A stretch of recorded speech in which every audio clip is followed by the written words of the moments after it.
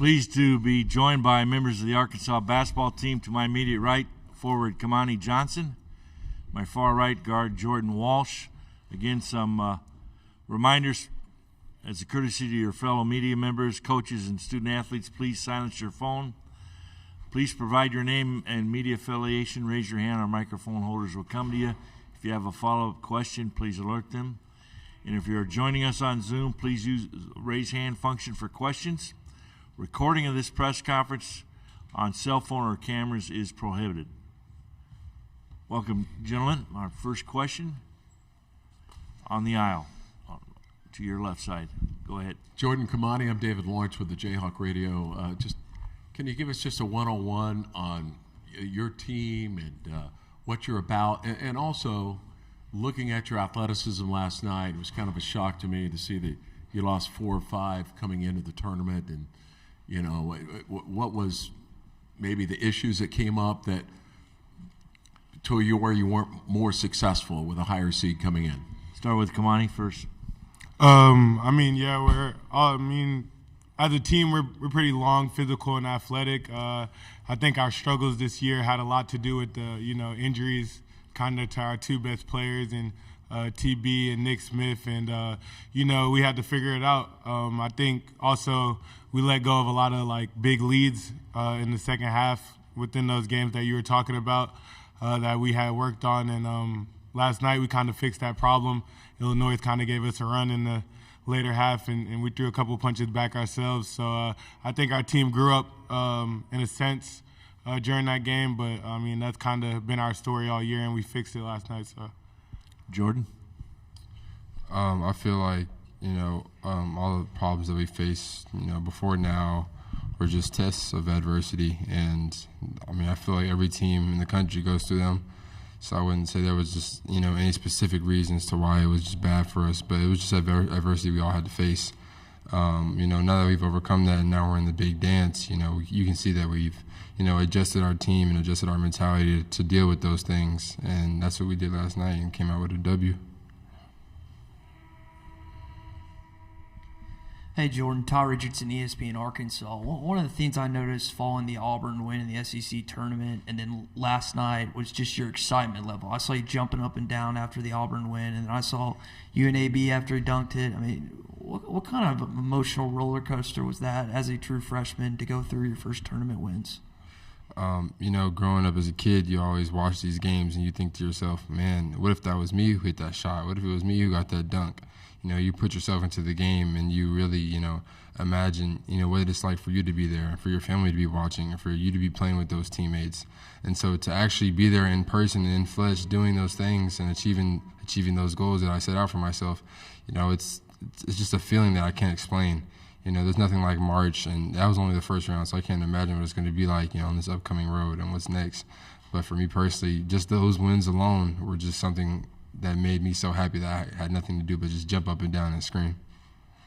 Kamani, for you, I think one of the funniest things that happened yesterday is when you had 2 or 3 straight offensive rebounds, you put up the putback, and then Nick pushes you so hard that you fall to the ground. And you get up, start laughing, he embraces you over the sidelines. Just kind of take us through that sequence and what you guys were talking about in the huddle. One of my roles and jobs on this team is to always get extra possessions for the team. That's one of the things the coach stressed to me all about. So really that was just me, scrapping out, fighting for the board, getting the pushback. And ironically, the skinniest dude on the court pushed me over and knocked me over. So it was just pretty funny. I told Nick I didn't realize how strong he was. So it was kind of just a moment where we, we laughed and joked about it. It was pretty cool. And I think that's just a tale to what our team is right now. We're all happy for each other when we're making big plays, and we're kind of connected and together right now. And we're growing through March, so it's kind of the perfect combination for us right now.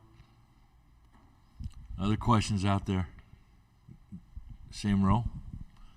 Nick Springer, Rock Chalk Sports Talk in Lawrence. I guess what jumped out to you guys about Kansas just at a first glance? What was the first thing you guys noticed about Kansas as a team? Kamani first.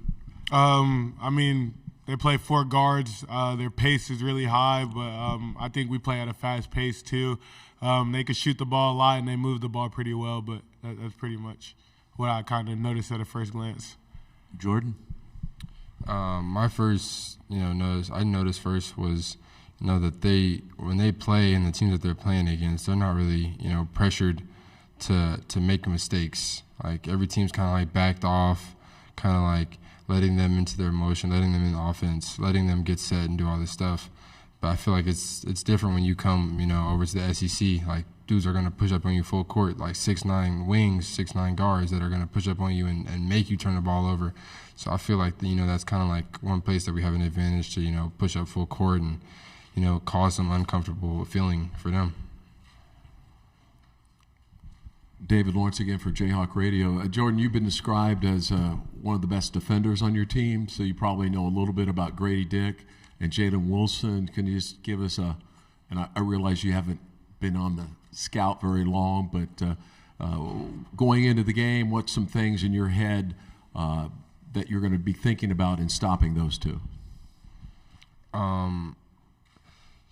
Obviously they're both good players. There's no hiding that. Jay Will, he has experience, and Grady, he's just a stud. So it's not going to be easy to stop them. But as I'm learning through film, I'm noticing weaknesses, I'm noticing strengths, I'm noticing tendencies, and those things are kind of like what I pick up on to be able to, get those extra steals and stops that we need that can help us win the game. But it's not going to be easy, and I don't think it will be. But I feel like we have a chance for sure because our team and our coaching staff prepares us for every possibility that they could throw at us. So that's the most important part, just following the scouting report. And then you and I think a couple of your teammates played with Grady in the McDonald's game. But what did you take away from watching Grady in that game that might lead you into how you're going to defend him here tomorrow? Yeah, with him and Jay Will, I've played against Jay Will. Like I've seen him play a lot, growing up, in Dallas. I got a lot of chances to be able to play him and do all that. And Grady the same way. So I come with a little bit of experience in that regard. Obviously, their roles are different. Obviously, it's a different situation. But I may know a couple more moves that they do that our team doesn't know. So me being able to share that with our team to give them just a little bit more of an upper hand could make the whole difference in a game. And then lastly for me, you're taking on not only a number one seed, but the returning national champion team. Is that like an extra big apple to pick off the tree, motivation, and going into tomorrow's game? For sure. Is like we were talking about in the back, everybody loves a good underdog story. And, right now to everybody, we're the underdog. So, putting that extra pressure on us, I wouldn't even say it's pressure. It's just extra motivation to make us to want to go out there and, really handle it up on them and show them that, we're Arkansas. We're not seated as high. We're not known as much as well, but like we're here to put up a fight, and we're going to do that every night. Go ahead. Yeah, the microphone on the aisle. Yeah, go ahead. Got a rookie mic holder. I'm sorry. Kamani, for you, I know Dakari went several places in the NCAA tournament with Kentucky, and you had your own run the last 2 years, didn't play 2 years ago, was on the team last year. Have you talked to your older brother just about going far in the NCAA tournament, maybe the experiences that you can gain in addition to yours the last 2 years? Yeah, I mean, growing up, watching him and obviously like going to the games in the tournament, you kind of just learn a lot, but you also just gain a hunger for, kind of wanting to be where he was at. And, these past 2 years, I've been to 2 Elite Eights here, and I'm just trying to get over that hump. And also just like, talking to him, he kind of compared this year's my year's Arkansas team this year to his first year at Kentucky and how they struggled and kind of how like they all came together during March this time period and kind of rallied, and they made a national championship and lost to UConn. But he's kind of been giving me a little bit of tips on just leadership and keeping everybody together. So most definitely been talking to him about it. And Jordan, for you, I think you said it after Maui, kind of joking about if Arkansas Razorback fans knew that we were playing in Africa, there would be hot calls in Africa. Fayetteville's 6 hours away. I know that's great for you guys, being as close in proximity as it is. What do you think about the impact of this fan base being just 6 hours away from here tomorrow? It's a big impact, like small stuff like that could make a difference in maybe just one possession or maybe even the whole game. So, to have that level of commitment and support from those people who, are spending their time, their money to be able to come and support us, through whatever problems they could be facing in their own life. It means a lot for us, not just us, but our team. Everybody recognizes it. That's why after every game, we always wave them off. We always do a hog call at the end. We just want to show that we're thankful for them to, spend their time and come support us, because they don't have to. Obviously, 6 hours is a drive. I know I don't like driving 6 hours, but, they came to support. So we always want to thank them. And obviously we have the best fans ever, but we want to thank them for sure for all that they've gone through to come and support us.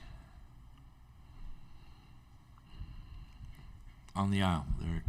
Jordan, Matt Tate from the Lawrence Journal-World. Sorry, Jalen Wilson was just talking about, growing up in the same general area. He's older, obviously, than you are, but maybe played a little pickup with him and things of that nature. What have those games been like? Do you remember playing against him pickup style? And also, what's it like to see an older guy like that you face in the tournament now at such a big stage? I mean, yeah. In Dallas, we always had, big stars that were playing around there, and he just happens to be one of them. And, obviously playing against him a couple times, it's always been, a friendly battle.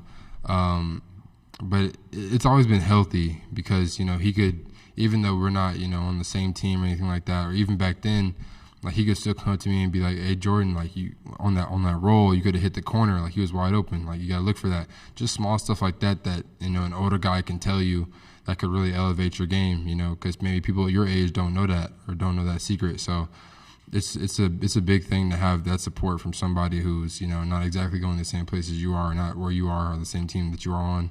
So it's always a good thing to have. I appreciate any type of support somebody wants to give me. So I'm proud. I'm thankful. Was that a real example? That wasn't a real example, but it was simple. It was a simple example. I thought that, But yeah. 5 minutes left in this press conference. Kamani, last year, I know a lot of people were doubting this team heading into San Francisco against Gonzaga, the number 1 overall seed, and Eric touched on after the game, you guys really used that as motivation. Has he pulled clips? Has he pulled tweets? Has there been any motivation used in the last day or so?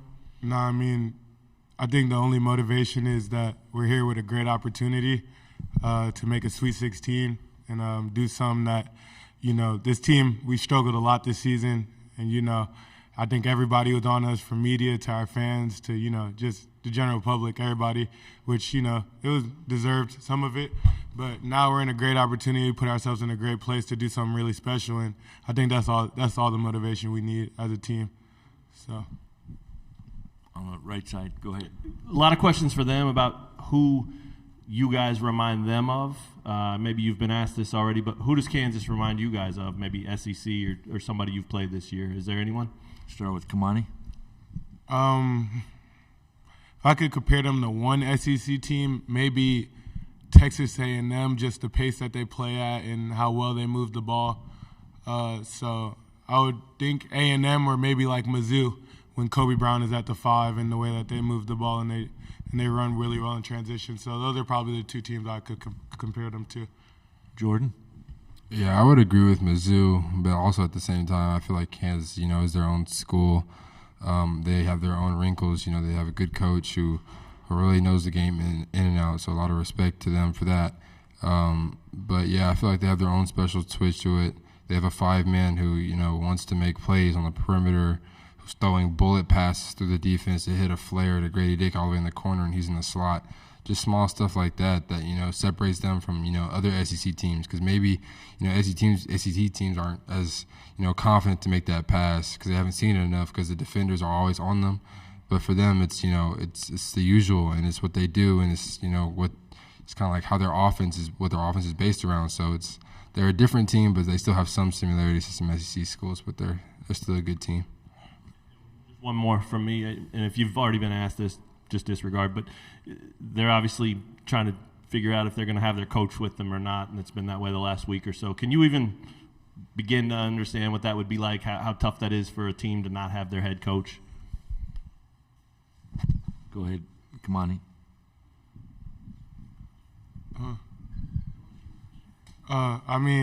It's probably tough, not having the head of your team, but, I hope hope he's there coaching them.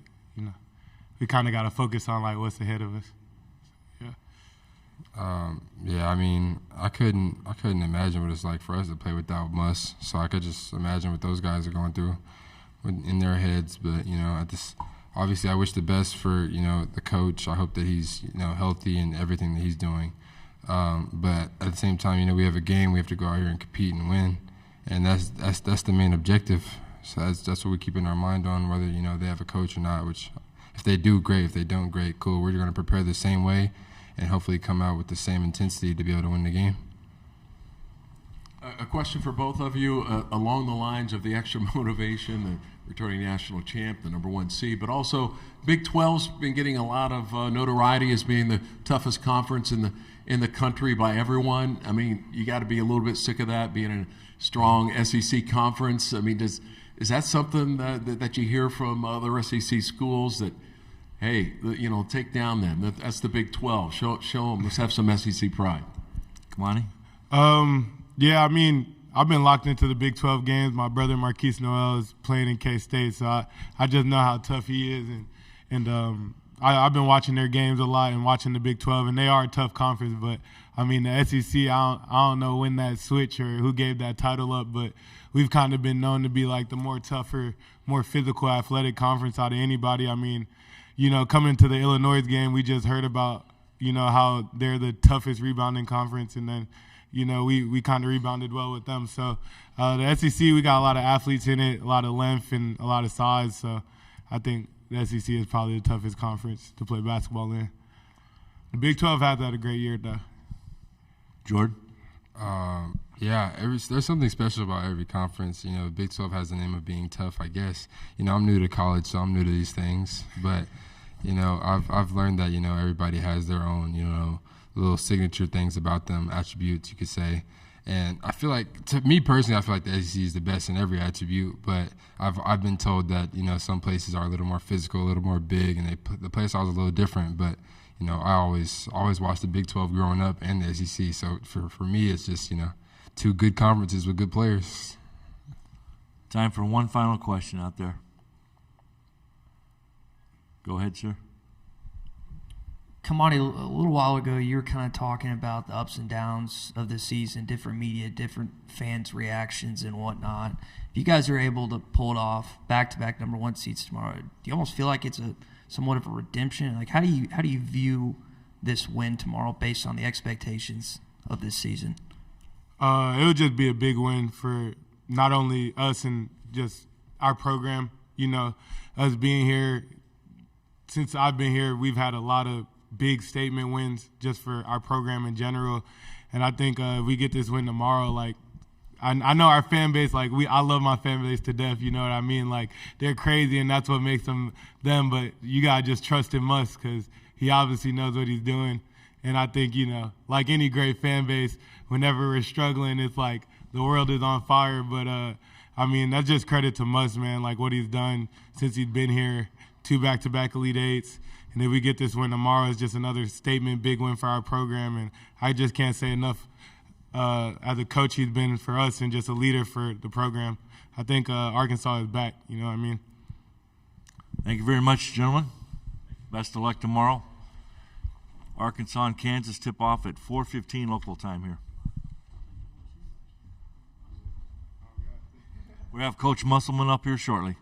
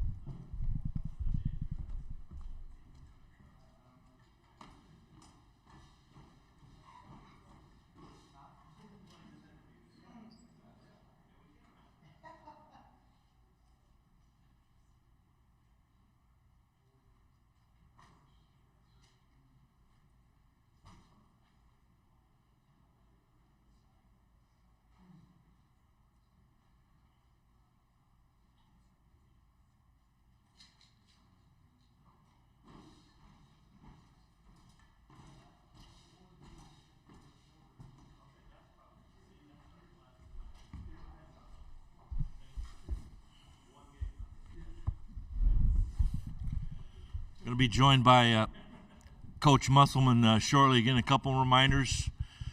As a courtesy of your media members, the coaches and student athletes, please silence your cell phone. Provide your name and affiliation. When you want to ask a question, raise your hand. Our microphone holders will come to you. If you have a follow-up, please alert them.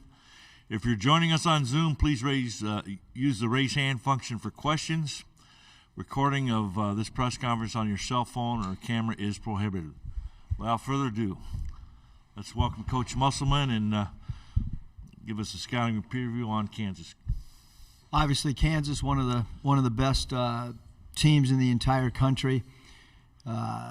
They do a great job sharing the basketball, moving the basketball. One of the highest assist teams, 16th in the country in assists. Great basket cutters, great movement without the ball. They do a great job setting flare screens. Star players in Grady Dick and obviously, Wilson, and then great point guard play. You can see that this is a ball club that's got clearly defined roles.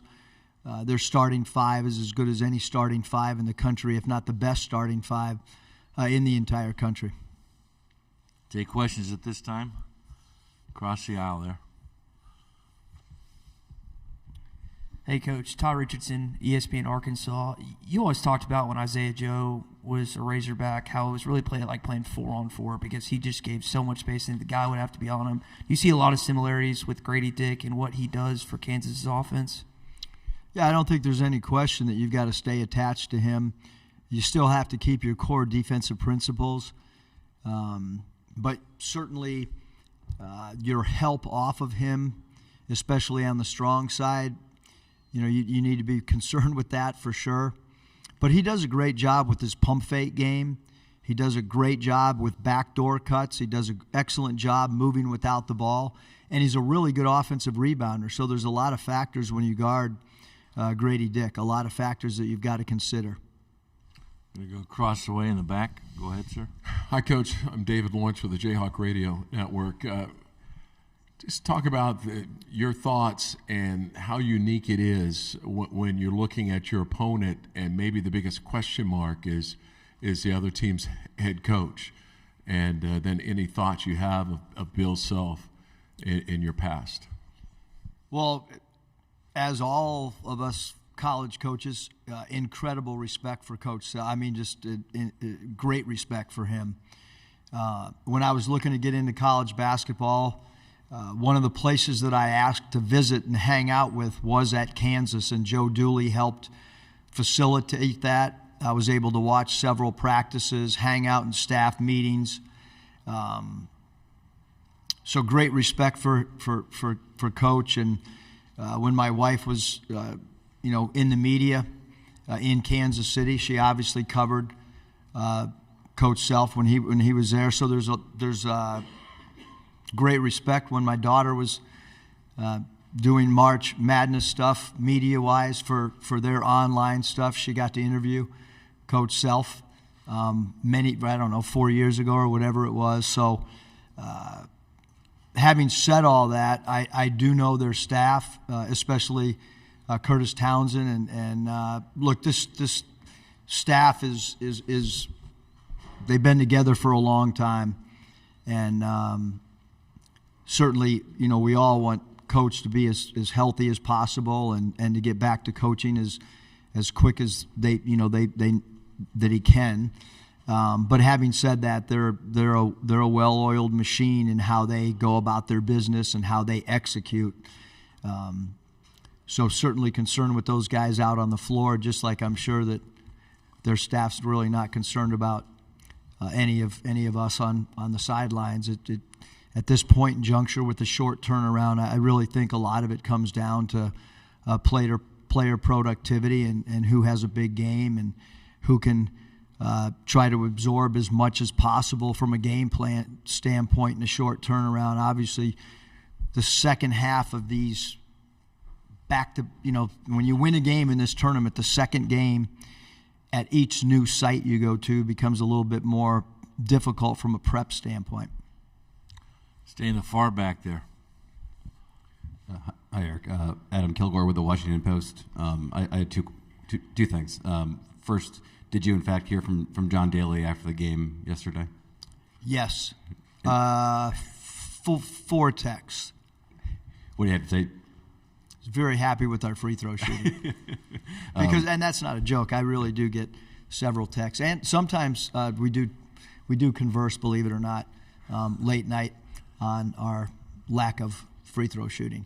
I sent him, just so everybody knows, I did send him several of your guys' tweets to him, and I think he felt good about that too, that we did acknowledge him in a press conference.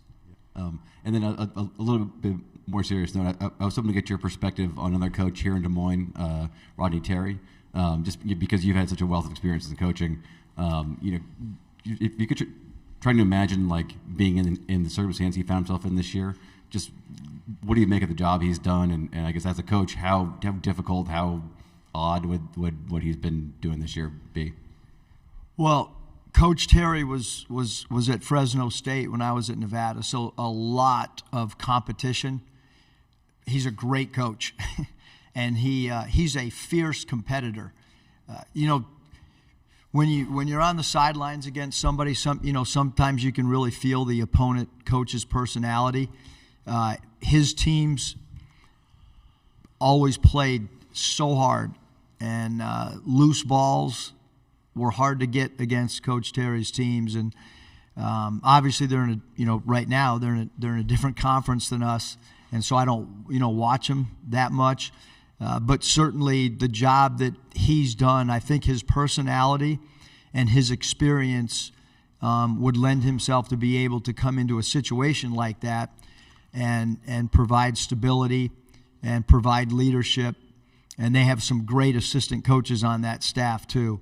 And we just happen to be one of the teams that played Texas in an exhibition game to open their new building, and we got hammered pretty good. So the talent level on that team and the experience that they have, I think you've got to give their players a lot of credit as well.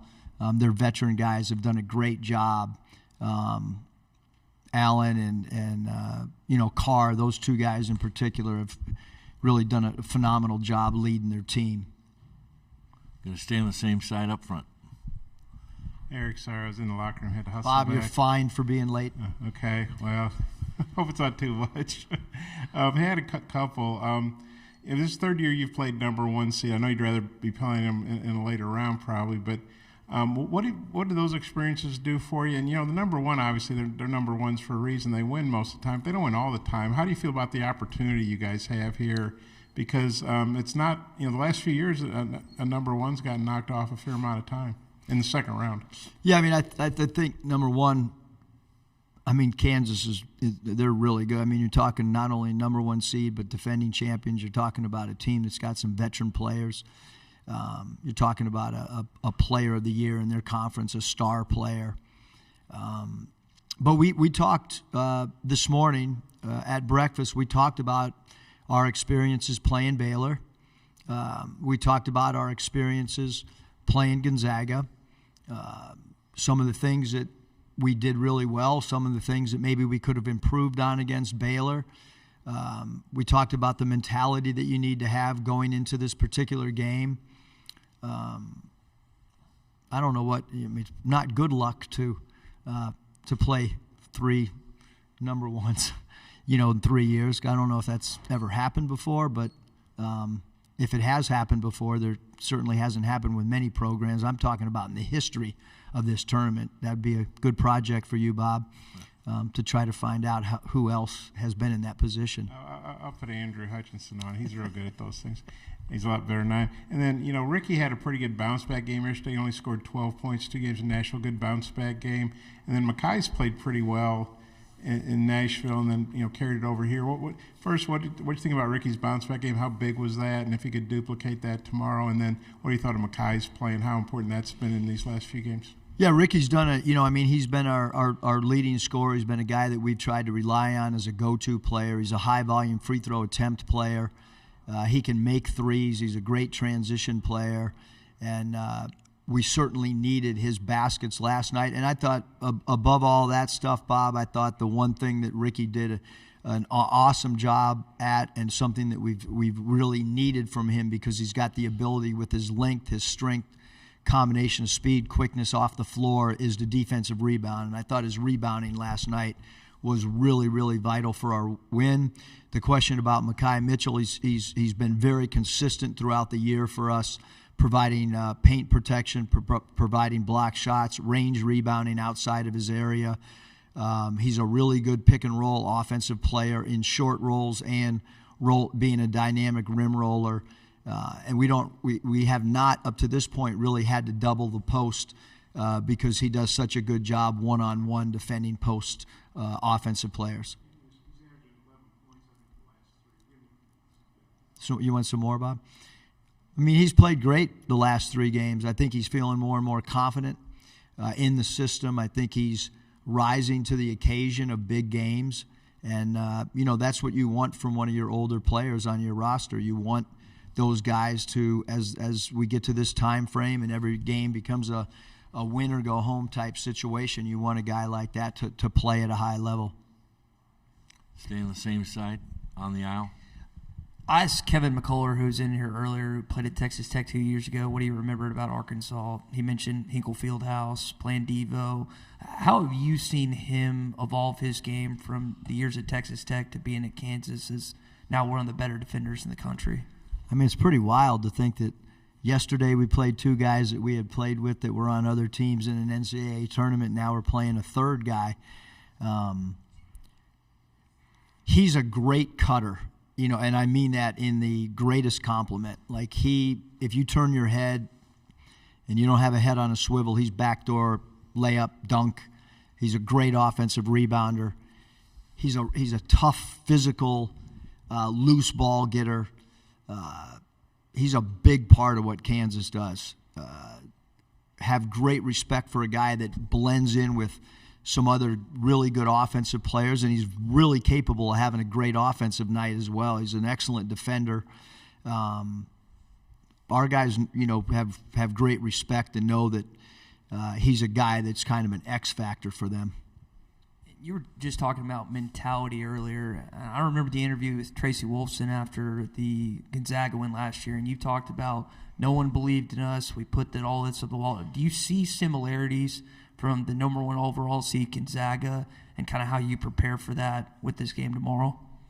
Yeah, I don't think many people believed us in yesterday going into that game. So, I think we need to play with a free mind. We need to not feel pressure, which I don't think we felt pressure yesterday. I don't think we'll feel pressure going into the Kansas game. We know we know that this is a team that the defending champs and a number 1 seed. Our guys are real smart. They read. They're on Twitter. They're on Instagram. They're on They know what we're playing against, and like I said, we have incredible respect for them. We're going to go up front on the same side. Familiar face. A couple more, Eric. Norm Robertson, I think I got this right. I think he said Arkansas's got more athletes than anybody else in the country. What do you think about that? It's a great compliment. I'm sure. We do have some great athletes, obviously, at different positions, and that's kind of the style of play that we have is dictates your personnel, and I think the way we play is to try to accentuate our athleticism. And then Nick, he's 1 of 10 in the second half against A&M, 2 of 10 yesterday. Even I know that's 3 of 20. Very uncharacteristic. In a weird way, is it almost like good because, man, he can't keep shooting like that. He's going to bust out against Kansas. Or what do you think about that? Yeah, I think that everybody's puts one of their best defenders on Nick. He draws attention when he's playing off the bounce and pick and roll. But that also opens up things for other guys on the team. So, his ability to get in the paint and find people becomes important for us as well as teams focus and maybe shade an extra defender at him. I think I got this right. I think you're 3-0 in second-round games at Nevada when you went to Sweet 16. Obviously, the last 2 years, you obviously had to win the second round to get the Elite Eight. When we've talked about how you do so well when you have multiple days to get ready, but you've obviously done pretty well 2 days to get ready too. What do you think is the key to that? What do you think about being 3-0 in second-round games? The key is having good players. That's the key, is having good players that can that are. I think maybe they're used to information being given to them and giving us feedback that, hey, coach, we've had enough, or hey, coach, we can handle a little bit more. I think that player feedback becomes important. But we're trying to squeeze in as many mini film sessions. We have a full court and a half court in our meeting room taped down so that we can, every time we eat, we try to squeeze a little 5-minute segment in to do a little bit of a walkthrough in the ballroom. I think becomes extremely important. Obviously today we won't do much on the floor just because of a game that starts late afternoon, so there's no reason to go out there today and to go up and down. So it'll be a lot of mental stuff on the floor today. Time for one more question. You got to get the microphone over there. Then we're going in the back, then we'll come back to you to close it. David Lawrence with the Jayhawks. Again, looking at your schedule, Coach, you ran off like 8 straight wins, and you've gone through some, 3 or 4 weeks. Struggles. Where you struggled a little bit. Obviously, the schedule dictates part of that, but what are some of the tangible things that go well for you guys when you succeed, and what goes wrong when you guys are not hitting on all cylinders? Well, I think if you look at some of the games that we've lost, they've been true road games. Early in the SEC schedule, we struggled because I think it was just kind of new. We had played home games, and then we had played neutral site games in Maui. One of the best players in college basketball, Trevin Brazil, goes down with a knee injury. Nick Smith's with us for a little bit, or he's not with us to start. Then he's with us for a little bit. Then he's out. Then he comes back. I think any team with college-age student athletes, there's a lot of stuff going on, and you're trying to balance it. I thought yesterday was as good a game as we played all year, and I said before we started our Illinois prep that I thought we were still a ball club that's getting better, and I truly believe that. We have 12 scholarship players suiting up tomorrow. 6 of them are freshmen. Half of our team tomorrow that's going to suit up are freshmen. That's a young team. That's a young roster, and only 2 guys that are returning players. So sometimes, if you go to back-to-back Elite Eights, you're gonna go through a process where maybe you don't have a lot of returning guys because we do have some guys like Jalen Williams that went to the NBA after their sophomore year, and so I think that maybe is why we've struggled at times. But we've been in every game for the most part. There's been a lot of one-possession games, whether it's at Baylor, a lot of one-possession games. So the fight, the grit, the giving yourself a chance to win at the end of the game, that's been there for most of the season. So it is a competitive group. Final question up front here. I appreciate you taking care of me. Eric, Anthony Black, I know you talked a lot about him, but just wondering, what did you think of his play yesterday in his first NCAA tournament game? Then what do you expect from him tomorrow, and just how important is he tomorrow? Yeah, I thought Anthony was great. I mean, he's been pretty banged up for about the last month. I think the biggest thing I've been impressed with is his availability. I mean, he practices every day. He went through a couple weeks ago with an ankle sprain that was really bothering him. He obviously absorbs a ton of contact, and he just keeps picking himself up off the floor and going and competing. But his length, his ability to see over the defense, his ability to defensive rebound, and we've kind of, some of our defensive matchups have changed of late, meaning the last couple games where we've been able to do some things defensively, matching up maybe different than we did earlier in the year. He's guarded some bigger players of late rather than just the point guard. And I think, through the first 20, 21 games, he was primarily guarding only the point guards. We've kind of been able to put him on multiple people during the course of a game, which is a little bit different than the way we used him earlier in the year. Thank you very much, Coach. Best of luck Thanks. tomorrow.